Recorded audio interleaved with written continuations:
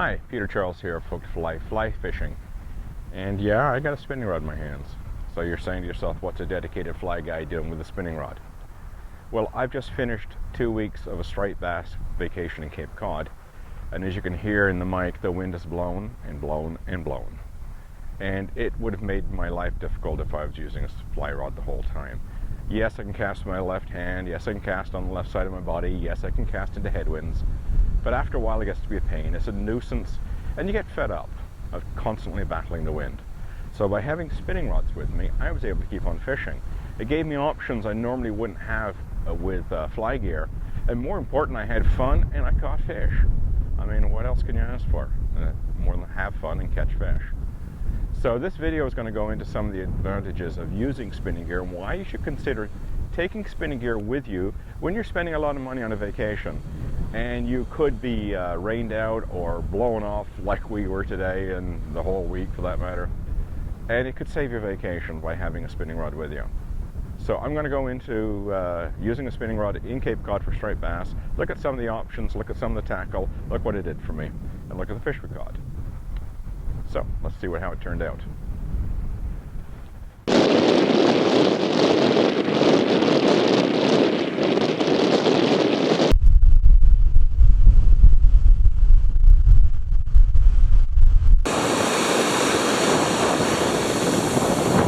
Okay, here's a perfect example of a day that's not nice to cast on the surf.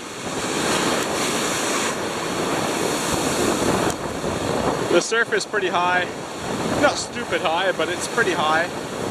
I'm going to have to cast left-handed today because I've got a very strong right to left wind coming up from the south. And because of that, I'm going to have to stand pretty close to the surf. And you know, my running line doesn't want to go into the stripping basket. I'm getting nailed by the waves.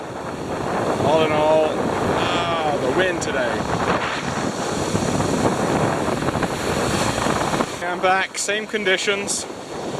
This is maybe me 20 minutes from the last video. And this time I brought my surf rod with a casting jig on it. This basically acts like a spoon. And it totally ignores the wind. Somewhere between 150 and 200 feet out there.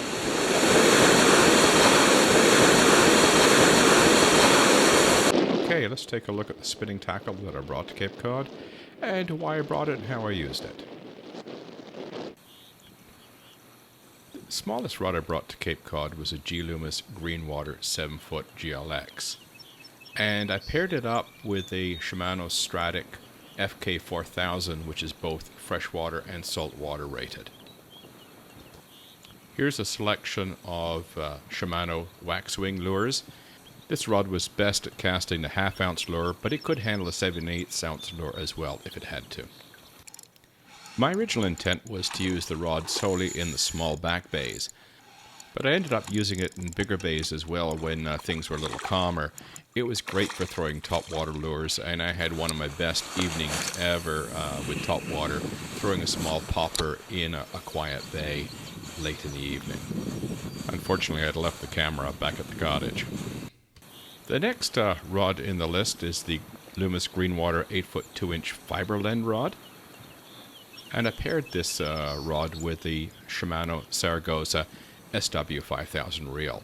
This reel is fully sealed against salt water, and it has a fully sealed drag. This rod was better off casting a 7/8 ounce lure, but it could cast a 1/2 ounce lure as well. Being able to cast both the smaller and the larger size waxwings let me use the bigger one when the wind was howling and I needed to get some real distance in the larger bays. But it could cast the small one when the fish were onto the smaller baits. I brought 2 surf rods, and the shorter one was designed for the heavier lures. It's an IMX Surf 8-foot rod, and it's rated from 3/4 ounce to 5 ounce lures, so it's great for throwing large poppers in the surf. I paired it with a Shimano Spheros SW 6000. This also is a fully sealed reel with a fully sealed drag. This rod is capable of handling the heaviest wax wing I had in my arsenal, including this 4 3/8 ounce version, which is a pretty huge plug to be casting. Loomis has intended this rod for use off of jetties and docks, but I found it very handy when I was working with bigger baits in smaller bays or in the surf where distance wasn't critical. The cannon in the arsenal was the Loomis IMX Surf 10-foot 6-inch rod, and it could handle lures up to 3 ounces.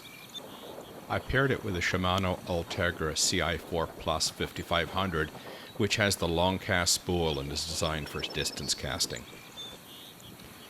It was best off casting these wax wings in the mid-range, running from 7/8 ounce all the way up to 3 1/8 ounce lures. Most of the time, though, I was using a 1 5/8 ounce version. This rod was my weapon of choice when I had to handle gnarly surf and heavy winds and I really need to reach out there and touch someone. It was capable of delivering some immense distances and was great fun to use. I had a lot of fun in the surf with this big surf rod, and it took a little bit of getting used to cast surf stick. It's not the same as casting a regular spinning rod or a bait caster, and it has a lot in common with casting a two-handed fly rod overhead. We use a lot of bottom hand power to generate the load in the rod. When cast properly, they're not fatiguing at all to use. In fact, I could spend all day casting this rod without any problem. But it did require the proper application of technique to get good distance and to keep the fatigue level down. So here's a few tips on casting a surf stick and making the job a lot easier. Start by leaving roughly 3 feet of line out of the end of the rod. That can vary a little bit. It'll depend on how long your fluorocarbon leader is if you're using a braided line. But I found 3 feet worked for me best. When starting the cast, don't whip the plug behind you with a lot of power. Do it quietly. Just take your time and bring the lure behind you quite slowly and let it be on the dangle behind you so the rod will load cleanly as you begin the forward stroke. If that lure is bouncing around when you bring the rod behind you, you won't get a clean load on the rod. When making the forward cast, make sure the rod is well behind you before you start and keep your hands high. And then just use a pull of the bottom hand to provide the power. The top hand just goes along for the ride. There's no need to push at all with the top hand. In fact, avoiding using the top hand for anything more than a guide will keep the fatigue level low. I also found it beneficial to use a weight transfer. And my weight was on my back foot as I started my cast, and I drove forward into my front foot. Again, this keeps the fatigue level low and increases the power. In the end, I could cast quite far and really use very little power and very little effort, keeping the whole process enjoyable and low fatigue. Now, I was using a G Loomis IMX surf rod in this example, and one of the great things about the Loomis surf sticks is that the reel seat position is adjustable up to 5 inches. And since I have short arms, it was a great feature for me. I could move that reel as far back as it would go, and I had a comfortable position for my arms when casting. So if you have short arms or long arms, you might want to look at the IMX surf stick as a good alternative because that adjustable reel seat does make a huge difference. Once the cast got out there, I just closed the bail manually and then tucked the rear grip under my arm and just began to reel. It was easy to keep the rod balanced, and I didn't have to worry about getting a sore forearm from holding a tip-heavy rod out in front of me all day. The bottom line is I heartily enjoyed using this rod in the surf, especially when the wind was blowing, the surf was high. It was a piece of cake. I mean, I just didn't have to worry about anything except the fishing. So if you're going to go to Cape Cod, you're going to fish the surf, and you may not have the best of conditions to deal with, you'll love having one of these rods with you.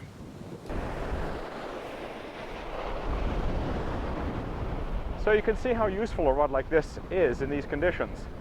You're able to fish regardless of the conditions. You know, you won't come out with a hurricane, obviously, but you know, even high winds and high surf, you can still fish. In fact, often these are the best conditions.